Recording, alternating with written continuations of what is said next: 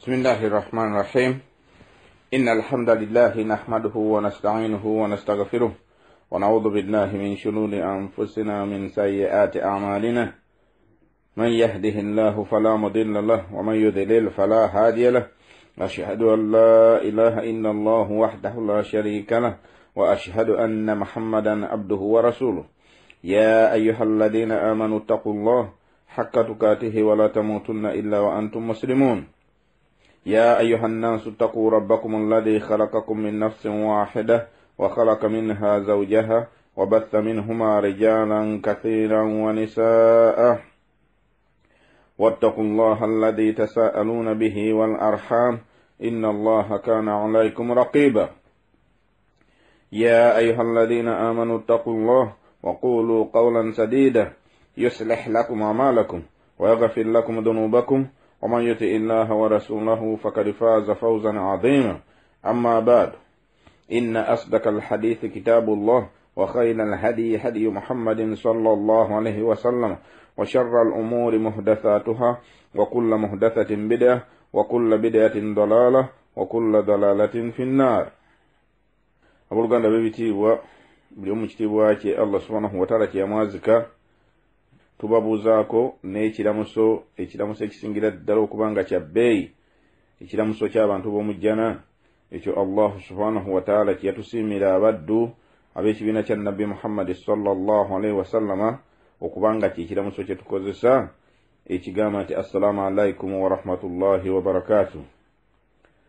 Tusoose n'okutendereza erinnya lya Allah subhanahu wa ta'ala ow'ekitiibwa oyo nannyini matendo amajjuvu era amalungi ge tumutenda nago, tumutendereza nga tumusuuta, nga tumulaajanira anti tuli baddu be yatonda nga tuli banafu, tumuwanjagira atutaasa omubi sitaani, tumuwanjagira atulongoseza embeera zaffe, tumuwanjagira Allah subhanahu wa ta'ala atusiime atuteeke mu abo ab'okuyingira ejjana, tumuwanjagira enniya ze tuyina bwe ziba nga zirimu obukukuuzi azitulongoseze.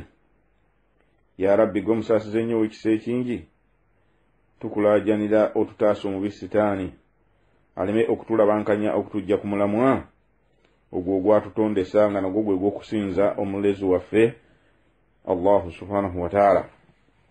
Baddu ba Allah, barakallahu fiikum wa jazakumullahu khairan.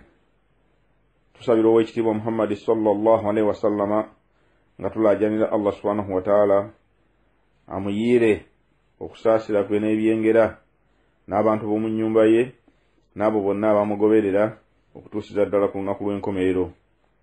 Baganda bange ab'ebitiibwa, erimu ey'ekiseera ebeera nnungi nnyo buli sizoni lwetuuka okubanga twejjukanya nayo tusobole okutegeera oba okujjukira ebyo bye tulina okukolera mu mawusimu eyo.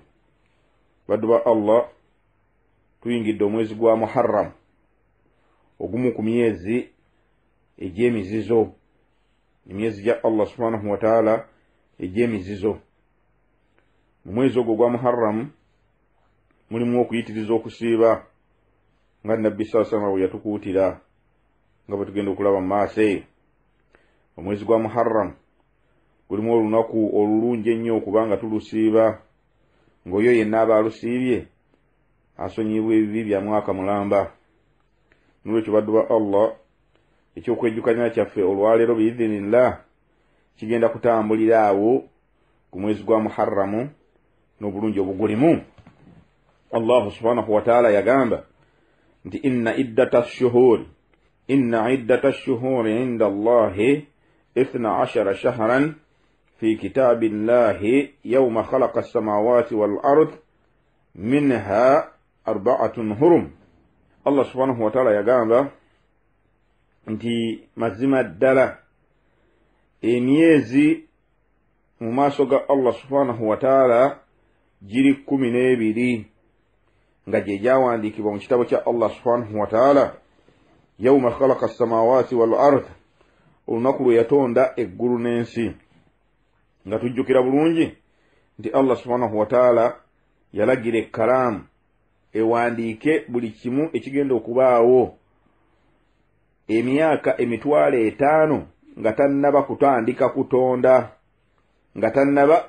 kutonda emyaka emitwalo 5 kati mwebyo ebyawandiikibwa ku Allahul Mahfuz ku lubaawo olwo oluliko buli kimu mwe muli emyezi 12. Allah subhanahu wa ta'ala agamba nti minha arba'atun hurum, nga mwegye 12 mulimu emyezi 4 egy'emizizo. Eyo surati Tauba aya 3:6. Kati mu myezi egyo 4 egy'emizizo mwe muli omwezi ogwa Muharram gwe tugenda okuba nga twogerako olunaku lwa leero biidhinillah. Abu Bakara radiyallahu anhu, ono Abu Bakara so si Abu Bakar Siddiq wabula Abu Bakara radiyallahu anhu agamba nti Nabbi sallallahu alayhi wasallam yagamba nti as-sanatu 12 shahran, nti omwaka gulimu emyezi 12. Minha arba'atun hurum, mwegye 12 mulimu emyezi 4 nga gya mizizo. Thalathatun mutawaliyatun, emyezi 3 kujo gigoberegana. Dhulqada wa Dhulhijja wal Muharram, emyezi egyo 3 giddiringana. Dhulqada ogwe 11, Dhulhijja gwe 12 gwe twakakuba amabega, wal Muharram ne Muharramu ono gwe twayingidde nga yatandika omwaka omupya ogw'Obuyisiraamu. Wa Rajabu mudala alladhi baina Jumada wa Shaabana, Nabbi sasa ayongerako n'agamba nti omwezi ogwokuna ogwegatta ku giri 3 okuweza 4 gwegwo omwezi gwa Rajabu oguli wakati wa Jumada ne Shaaban, amakulu omwezi ogw'omusanvu.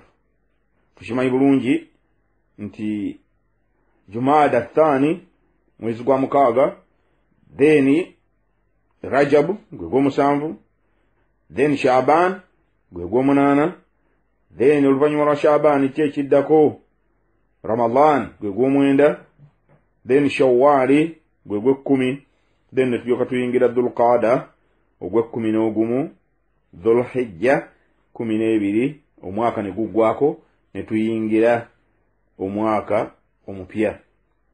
Hadisi eyo eri mu kitabo kya Bukhari 1397 ne Muslimu 10,679 ngeri muttafaqun alayhi. Kino njagala tukitegeere bulungi nti mu Buyisiraamu temulimu kukuza mwaka mupya. Abasiraamu bangi ennaku zino nga 2 eziise babadde bayitinganya message okweyozayoza okwagaliza omuntu omwaka omupya. Baddu ba Allah, eyo si nkola ya Buyisiraamu. Abamanyi ekyo bakyogerako dda ne batuwa obujulizi obwa buli kika obulaga nti nno tetukkirizibwa kukuza mwaka mupya, si nkola yaffe ey'Obuyisiraamu. Bal kuba kukoppa nkola y'Abanaswala, nkola y'Abakafiri abagatta ku Allah subhanahu wa ta'ala n'ekintu ekirala, kuba be celebratinga New Year. Ffe Abayisiraamu tetugwanidde kubanga tukoppa ebintu ebifaanana bwe bityo.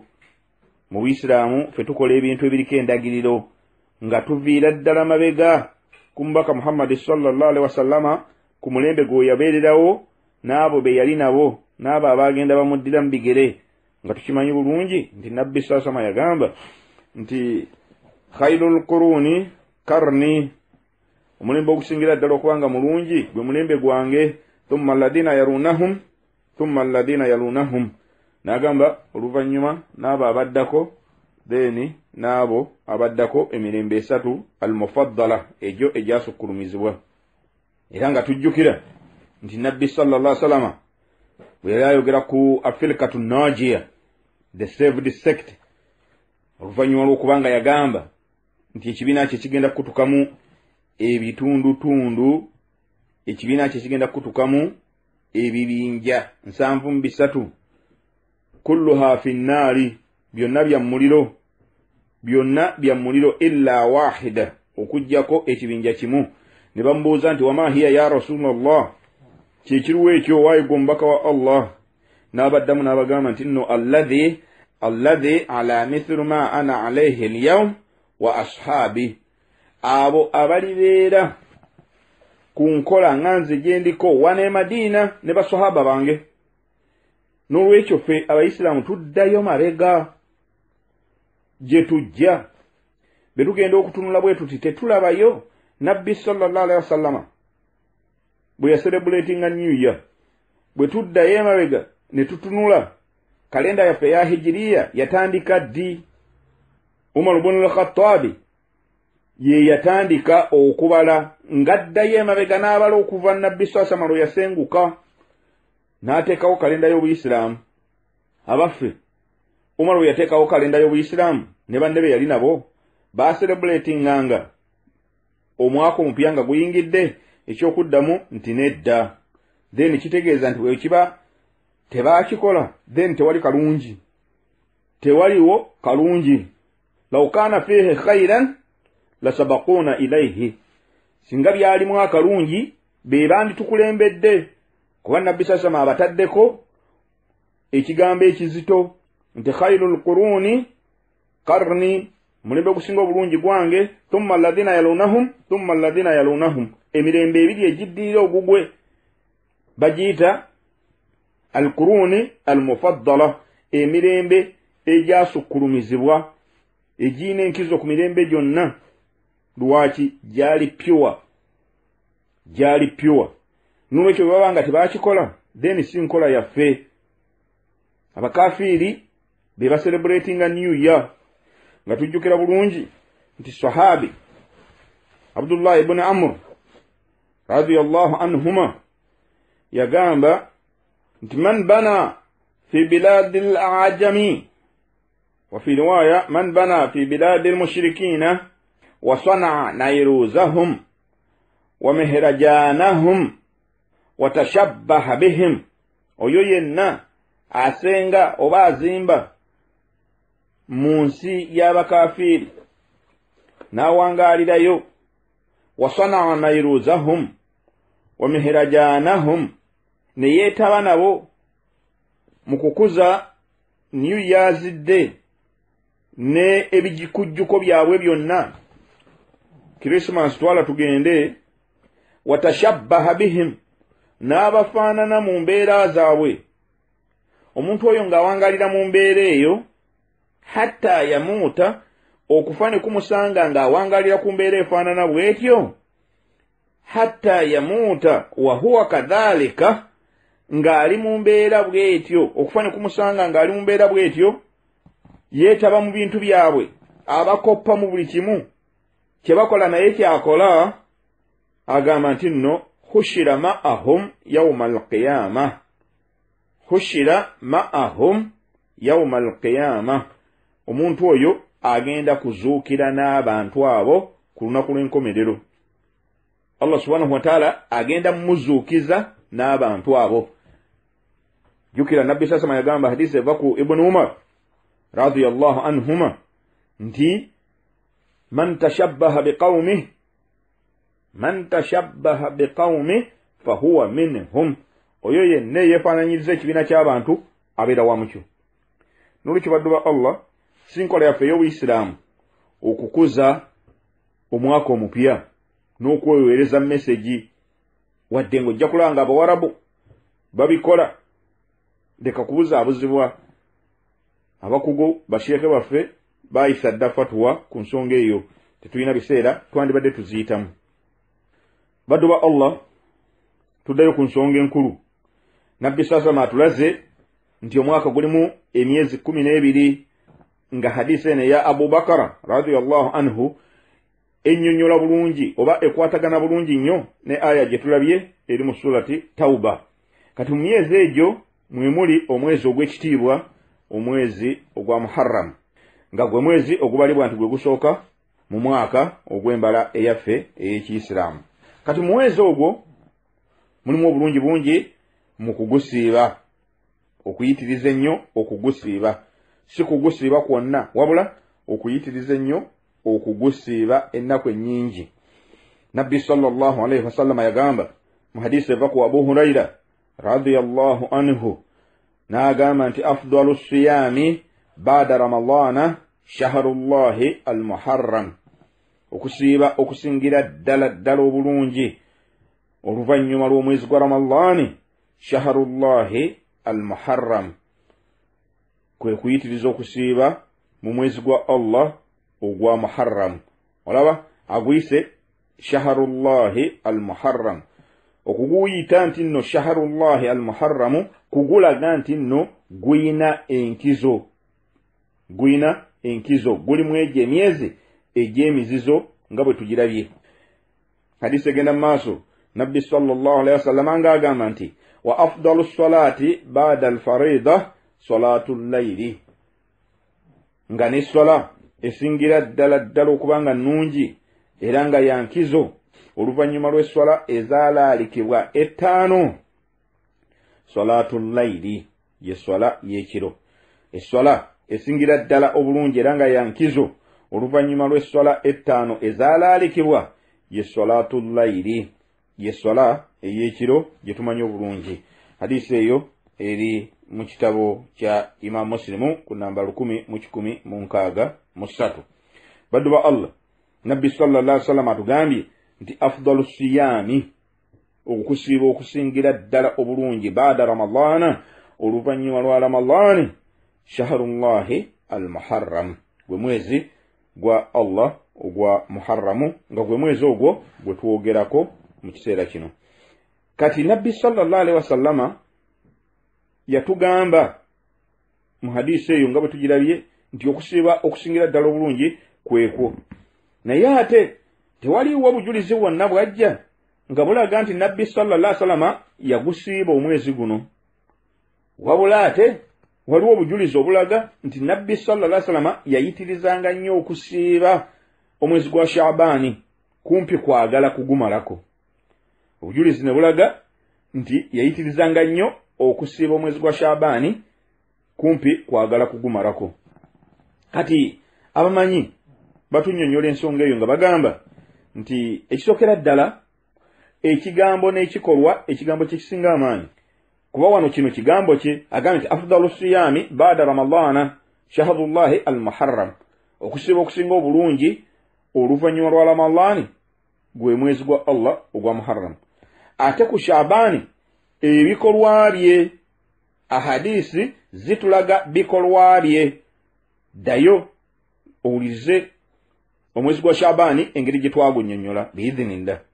Imaamu Nawawi rahimahullah bwe yali ayogera ku nsonga eyo yagamba nti la'allahu sallallahu alayhi wasallama lam ya'lam fadla al-muharrami illa fi akhir al-hayati qabla at-tamakkuni min sawmihi. Imaamu Nawawi yagamba nti oba oliawo ono mbaka Muhammad sallallahu alayhi wasallama okuba nti waliwo obujulizi bwonna bulaga nti no yasiiba omwezi guno, awamu n'okubanga agutaddeko ekigambo ekinene nti afdalu siyami ba'da ramadana shahrullahi al-muharram, ate nga tiwaliwo kironna kiraga nti ye kennyini yagusiiba. Oba oliawo la'allahu, oba oliawo lam ya'lam fadlu al-muharrami, oba oliawo teyamanya bukulu bwa kusiiba mwezi guno ogwa Muharram illa fi akhir al-hayati qabla at-tamakkuni min sawmihi, nga obukulu buno n'enkizo mu kusiiba omwezi guno gye guyina omubaka Muhammad sallallahu alaihi wasallam nga yabimanya eno ku nkomerero y'obulamu bwe qabla at-tamakkuni min sawmihi, n'abanga teyafuna busobozi busiiba, n'aba nga teyafuna busobozi busiiba. Lwaki? Anti ekiseera kyali kimuweddeko, obudde bwali bumuweddeko, ng'agenda kusiibula okudda eri omulezi we. Ng'era bw'olaba nti hadisi eyo eva kwani? Eva kwa Abu Huraira. Abu Huraira radiyallahu anhu yajja luvannyuma nnyo nga Nabbi sallallahu alaihi wasallam abuzaayo myaka ng'esatu ave mu nsi muno. Ojja kubuuza nti ng'ate atunyumiza bingi. Yes, Abu Huraira ono Nabbi sallallahu alaihi wasallam yamusabira edduwa eri special, yamugamba nteekaawo essuuka n'ateekawo nabbi sasama n'atandika okwogera namusabira edduwa namugamba zinga n'azinga okuva olwo Abu Hurayra buli kye yawuliranga nga kinywera mu bwongo bwe buli kye yawuliranga nga kinywera mu bwongo bwe ate ebbanga eryo lyonna yali ku lusegererwa nabbi sallallahu alaihi wasallama kuba yali mu abo abaasulanga mu muzikiti. Abu Hurayra yajja e Madina okuva ewaabwe e Yamani mu mwaka gwa 7 nga kugenda na kuggwako. Kati kisoboka bulungi nnyo Imam Nawawi kyagamba nabbi sallallahu alaihi wasallama eno information okuba nti Allah subhanahu wa ta'ala yagimuwa mu bbanga erisembayo nga Imam Nawawi bwagambye. N'olwekyo tukitwale bwe tutyo nti nabbi sasama yatulaga obukulu bw'okusiiba omwezi guno mu bigambo bye wadde nga tewaliwo obujulizi bwonna bulaga nti ye yasiiba. So nga ate ku mwezi gwa Sha'ban ahadithi ezinyumya ku kusiiba kwa nabbi sallallahu alaihi wasallama ziva ku mama waffe Aisha. Mama waffe Aisha almost yakulira mu nyumba ya nabbi sallallahu alaihi wasallama kuba yabeera naye emyaka kumpi 10 ate nga yamuwasa nga muwala muto mu kaseera awo omwana waakwatira ennyo. Kati mama waffe ebyo yawangala biraba ebbanga lyawangala nabbi sallallahu alaihi wasallama ng'asiiba. N'olwekyo baddu ba Allah okusiiba omwezi gwa Muharram kikulu nnyo okuyitiriza okusiiba ennaku gwe zonna z'oba osobodde so si gusiiba gwonna. Mama waffe Aisha atugamba nti tewaliwo mwezi nabbi sallallahu gwe yasiiba mu bujjuvu n'agujjuza gwonna okuggyako omwezi gwa Ramadhan. Guli ogwa Shaban gwe yasiiba teyagujjuza, yagusiibako nnaku teyagujjuza. Yagusiibanga kumpi kwagala kugumalayo naye nga teyagumalayo. Mwezi gwe yasiiba mu bujjuvu n'agujjuza gwonna gwe mwezi gwa Ramadhan. Kati na wano okutugamba nti afdalu siyami baada Ramadhan shahrullahi al-muharram abamanyi batuvuunya ne batugamba nti nno tuyitiriza okusiiba ekyo kyonna ky'osobodde mu mwezi guno naye nga tosiiba mwezi gwonna. Tosiiba mwezi gwonna. Wa barakallahu fikum wa jazakumullahu khairan. Baddu ba Allah mu mwezi guno mulimu olunaku lwa Ashura. Lunaku lukulu nnyo nga olunaku olwo Obusiraamu nga bwakajja, Obusiraamu nga bwakatandika, olunaku olwo lwalinga lwa mpaka okulusiiba nga bwe tugenda okulaba. Then Ramadhan bwe yalaalikibwa olunaku luno ne luva ku bw'empaka ne lufuuka lwakyeyagalire alusiiba. Naye nga alusiiba afuna obulungi buyitirivu obungi. Mama waffe Aisha radiyallahu anha anyumya n'agamba nti nno kanat Quraishun tasuumu Ashuraa fi jahiliya. Abakuraishi baasiibanga olunaku lwa Ashura luno ng'Obusiraamu tebunnaba kujja, nabbi sallallahu alaihi wasallama nga tannaba kutumibwa. Abakuraishi baasiibanga olunaku luno. Wakana Rasulullahi sallallahu alaihi wasallama yasuumuhu, ne nabbi sallallahu alaihi wasallama yennyini yalusiibanga. Falamma hajara ila al-Madina swamahu wa amara bisiyamihi. Nabbi sallallahu yasenguka okuva e Makka n'agenda e Madina. Bino maama waffe byanyumya. Okusooka byali Makka. Bw'abanyumya ku Bakuraishi abanyumyako mu biseera nabbi sallallahu ng'akyali Makka emyaka 13 egyasooka ng'Obusiraamu bwakajja gyeyamala e Makka. Mama waffe ono Aisha gyanyumyako kuba bye biseera mwe yazaalibwa.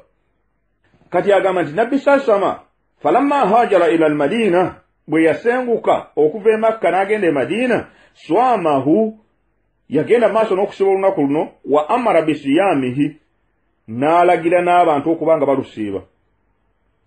Falamma furida shahru Ramadhana, omwezi gwa Ramadhani bwe gwalaalikibwa ku bantu, nabbi sallallahu alaihi wasallama bwe yalaalikibwako omwezi gwa Ramadhana, qaala n'agamba man shaa swamahu wa man shaa tarakahu. Oyo yenna ayagala okusiiba olunaku luno olwa Ashura waddembe okulusiiba, atayagala waddembe okululeka. Lwaki? Okusiiba okw'empaka kuyingiddewo kati luno olunaku terukyalirwa mpaka. Jjukira maama waffe agambye nti nno wa amara bisiyamihi, n'alagira abantu okubanga balusiiba, n'alagira abantu okubanga balusiiba. Hadisi eyo eri mu kitabo kya Musilimu 1125. N'olwekyo baganda bange ab'ebitiibwa, olunaku luno lwava dda nga lumanyiddwa. Abakuraishi, abakafiiri baali balumanyi era nga balusiiba, wabula maama waffe tatubuulidde lwaki baalinga batusiiba. Wabula mu maaso eyo tugenda kulaba Abayahudi nabo baalusiibanga Abayudaaya, era ne bawa ensonga zaabwe lwaki baalusiibanga biizinillah. Ibn Abbas radiyallahu anhuma naye yennyini atunyumiza n'agamba nti nno ma ra'aytu nabiyya sallallahu alayhi wasallama yataharra siyama yawmin faddalahu ala ghayrihi illa hadha al-yawma. Nti nze saalabako ku nabbi sallallahu alayhi wasallama ng'ali sokkiini ng'alafuubana nnyo okuba nti asiiba olunaku mu nnaku okwenkana bwe yafuubanga okulaba nti asiiba olunaku luno olwa Ashura. Ibn Abbas agamba nti ma ra'aytu nabiyya sallallahu alayhi wasallam yataharra siyami yawmin faddalahu ala ghayrihi illa hadha al-yawma yawma Ashura. Saalabako ku nabbi sallallahu alayhi wasallam bw'abeera sokkiini, bw'abeeranga alafuubana nnyo okulaba nti asiiba olunaku mu nnaku nga bwe yayitirizanga okufuba okulaba nga asiiba olunaku lwa Ashura. Wa hadha ash-shahra yani shahra ramadana, ne omwezi guno omwezi ogwa Ramadani teriyo mwezi gwe yasinga kussaako ssira kugusiiba mu bujjuvu bwagwo okujjako omwezi ogwa Ramadani. Ibn Abbas bw'atyo bw'atugamba, hadisi eri mu kitabo kya Imam Bukhari namba 26 ne Musilimu 1132. Baddu ba Allah, tugezaako okulaba obulungi n'obukulu obuli mu kusiiba olunaku lwa Ashura olubeerawo mu mwezi guno ogwa Muharramu ku lunaku olw'ekkumi nga bwe tugenda okulaba biizinillah. Nabbi sallallahu alayhi wasallama mu hadisi eyo Ibn Abbas atulaze nti yalafuubananga nnyo, yafuubanga nnyo okulaba nti olunaku olwo amakinga sure nti alusiiba. Mu hadisi endala era nga naye eva ku Ibn Abbas agamba nti nno kadima nabiyyu sallallahu alayhi wasallama al-Madina. Nabbi sallallahu alayhi wasallama yasenka okuva e Makka n'ajja ayingira e Madina.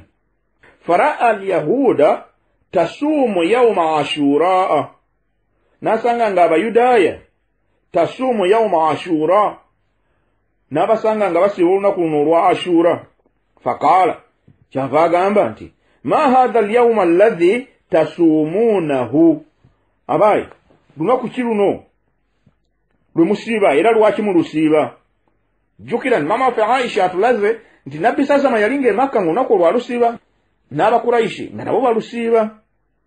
Kati atuuse e Madina asanze Abayudaaya nabo balusiiba. Kati ababuuza ma hadha al-yawma alladhi tasuumuunahu, abaaye luno olunaku ki lwaki mulusiiba? Alu bamuddamu ne bamugamba hadha yawmun salihun, luno nno lunaku lwa kitiibwa, lunaku lulungi. Hadha yawmun najja Allahu bani Israila min aduwwihim faswamahu Musa. Olunaku luno lwe tusiiba lwe lunaku Allah subhanahu wa ta'ala lwe yataasa n'anunula abaana ba Isirayiri okubajja mu mikono gy'omulabe waabwe. Mulabe waabwe ki? Firauna.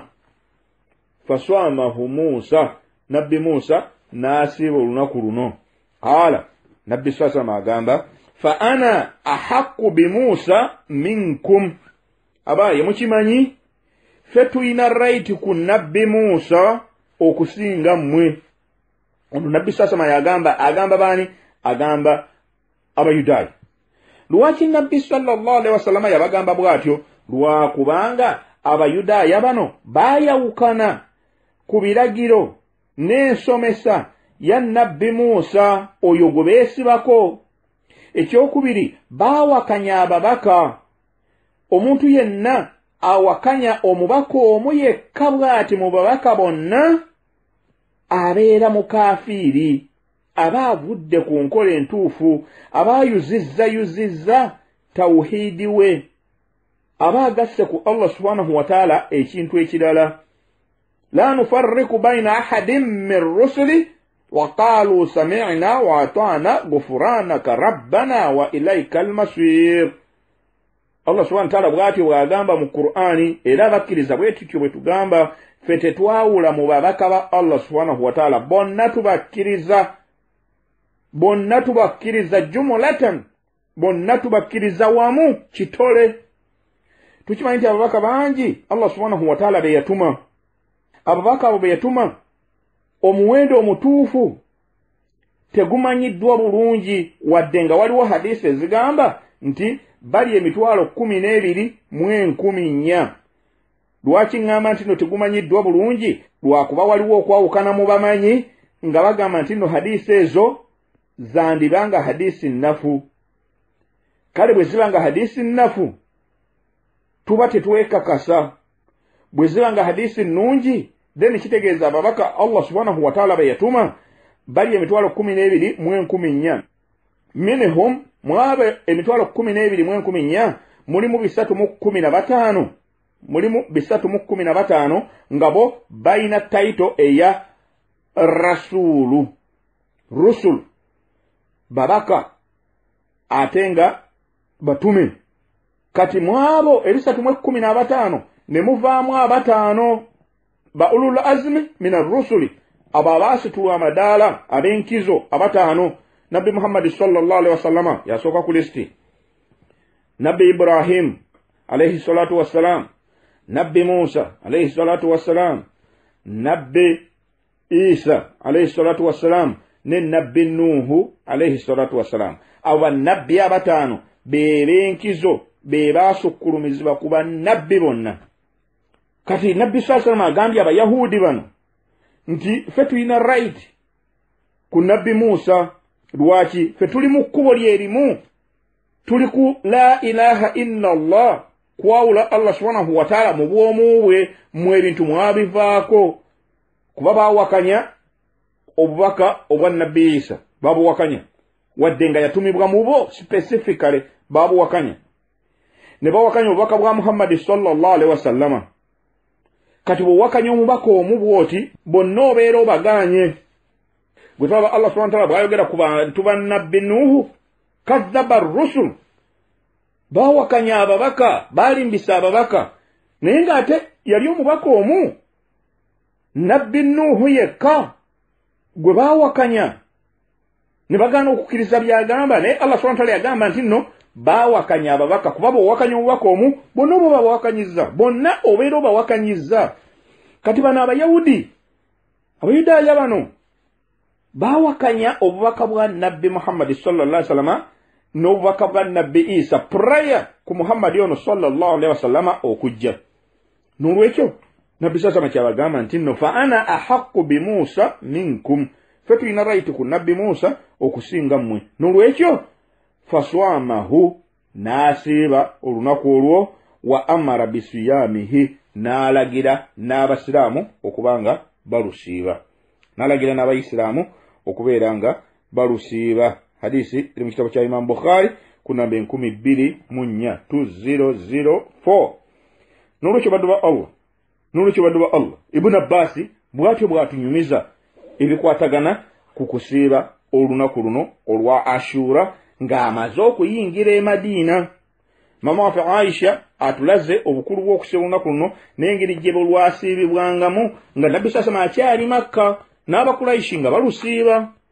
Kati bano Abayahudi ne batubulira ensonga lwaki baalusiibanga, anti Nabbi Musa Allah subhanahu wa ta'ala gwe yatuma okununula abaana ba Isirayiri okubajja mu bufuge obw'obumbula bwe baalimu wansi wa Firawuna. Ekyo kyafaayo tukimanyi bulungi. Abaana ba Isirayiri lwaki bayitibwa abaana ba Isirayiri? Baava mu baana ba Nabbi Israel. Nabbi Yakobo ye yali ayitibwa Israel. Kati abaana be 12 be yazaala Nabbi Yusufu, baganda be bamala okumusuula mu luzzi, abantu ne bamulonda ne bamutwala ne bamutunda e Misiri.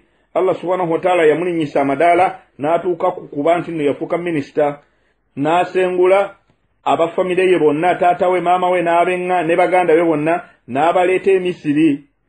Kati emyaka gyekulungula Firawuna n'abanga abantu bano yabafuula abawansi ennyo n'abafuula baddu okutuusa Allah subhanahu wa ta'ala lwe yatuma nabbi Musa nga yazaalibwa kumpi mu nnyumba ya Firawuna nga ye yajja okununula abaana ba Isirayiri bano okubajja mu buddu okubatwala mu nsi endagaanyise al-bilad al-muqaddasa ensi entukuvu ensi eye Palestine. Kati yensonga lwaki olaba bayitibwa banu Israel. Hadha yawmun najja Allahu bani Israila min aduwwihim faswamahu Musa. Allah subhanahu wa ta'ala lunaku lwe yanunula abaana ba Isirayiri okubajja mu buddu ewa Firawuna n'abataasa okubajjayo okubatwala mu nsi endagaanyise ensi eya Palestine. Kati mu riwaaya endala nga naye eva ku Ibn Abbas agamba nti nabbi Saasama bw'amala okubabuuza lunaku ki luno lwe musiiba, qaalu baamuddamu ne bamugamba nti hadha yawmun aziimun, olwo nno lunaku lwa kitiibwa, lunaku lwa maanyi, lunaku lukulu nnyo gye tuli. Lwaki? anja Allahu fiihi Musa wa qawmahu, Allah subhanahu wa ta'ala lwe lunaku lwe yataasa nabbi Musa n'ekibiina kye. wagarraka Firawuna wa qawmahu, n'azikiriza Firawuna n'ekibiina kye. faswamahu Musa shukuran, nabbi Musa n'asiba olunaku luno nga akuza olunaku luno. Lwaki? yeebaza Allah subhanahu wa ta'ala okuba nti nno amununudde n'abaana ba Isirayiri n'abajja mu bufuzi bwa Firawuna n'abanga batwala mu nsi ye Palestine. Tukimanyi bulungi nti Allah subhanahu wa ta'ala olwo lwe lunaku lwe yazikiriza Firawuna nga bwe batugambye mu hadisi eno. Olunaku olwo Allah subhanahu wa ta'ala lwe yazikiriza Firawuna ekyo kyafaayo Allah subhanahu wa ta'ala akitunyumiza mu Qur'ani nga yalagira nabbi Musa omuggo gwe guno gwe yakozesanga okulunda embuzi, gwe yakozesa Allah subhanahu wa ta'ala nga amulagidde nti suula omuggo ogwo ne gufuuka omusota omunene ne gulya obusota bwonna abafuusa abalogo ba Firawuna be yali akuŋŋaanyizza ne bakola obusota bungi nnyo. Nabbi Musa n'afunamu okutya. Allah subhanahu wa ta'ala n'amugamba nti nno totya, wabula suula omuggo ogwo. Bwe yagusuula wansi gwafuuka omusota omunene ne gulya obusota buli bwonna. Abalogo ba Firawuna baafuna encukwe, baafuna okutya, era bonna ne basiramuka.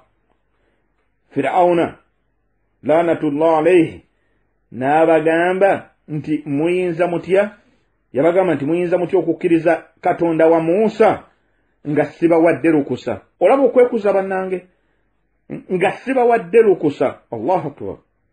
Akhiran bonna yalagira ne battibwa. Bonna yalagira ne battibwa. Kyetwagalamu kyeki nti nabbi Musa eventually oluvannyuma lw'okuwaanyisiganya ebigambo okusika omugwa ne Firawuna okumala akaseera, Firawuna abaddu bano yakkiriza nabbi Musa batwala. Kati bw'amukkiriza okubatwala baatambula ne boolekera ennyanja Red Sea.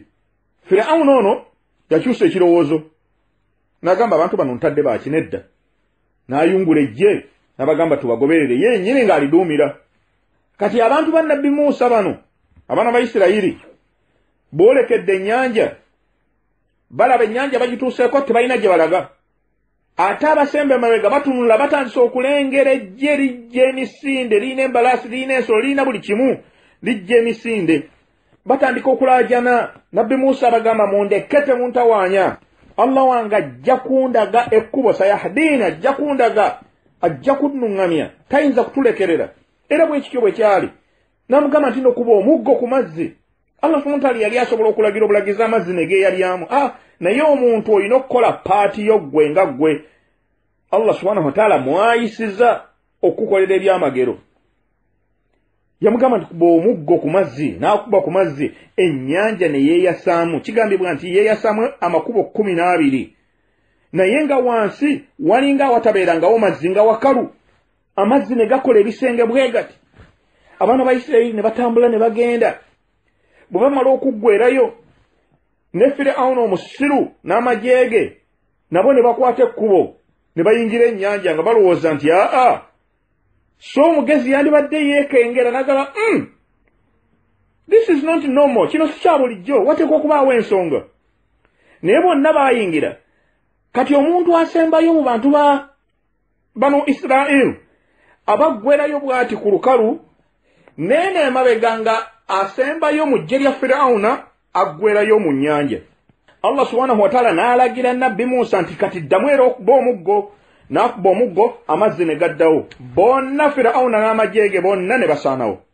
Kati kyagamba wano mu hadisi anja Allahu fihi Musa wa qaumahu Allah yataasa nabbi Musa n'ekibiina kye wagarraka Firawuna wa qaumahu n'azikiriza Firawuna n'amajeege faswamahu Musa shukuran nabbi Musa n'asiba olunaku luno nga yeebaza Allah subhanahu wa ta'ala. Baddu ba Allah ab'ebitiibwa ebyo ebimu ku bitonotono kubikwatagana ku byafaayo ebyetooloolera ku lunaku luno olunaku olwa Ashura. Biizinillah olw'obufunda bw'ebiseera tugenda kukoma wano nga biizinillah omusomo guno tugenda gwongerayo ku nnaku eziddiringana tusobole okuba nga tulaba ebirala ebikulu ebyeyongerako nga mwe muli okusiiba n'obulungi obuli mu kusiiba olunaku luno. Tujja kulaba mu maaso eyo ebigambo by'abamanyi nga Imamu Nawawi, Sheikhul Islam, omuyizi we Ibn Qayyim, Ibn Hajar al-Asqalani, Ibn Qudama n'abalala kiki kye boogera ku bikwatagana ku lunaku luno. Then tujja kulaba n'ezimu ku bid'aati ezikolebwa mu lunaku luno naddala abakafiiri abajeemera Allah subhanahu wa ta'ala ne baawukana ku mugendo ogwabo abakkiriza omubaka Muhammad sallallahu alaihi wasallama barrafida abashiya Allah subhanahu wa ta'ala abakolimire biidhinillah ebyo natujja biraba mu misomo gyaffe eginaddako. Barakallahu fiikum wa jazakumullahu khairan.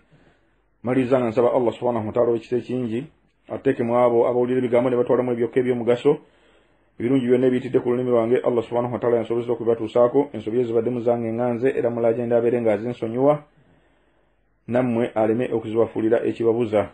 Barakallahu fiikum wa jazakumullahu khairan. ربنا تقبل منا إنك أنت السميع العليم وتوب علينا إنك أنت التواب الرحيم.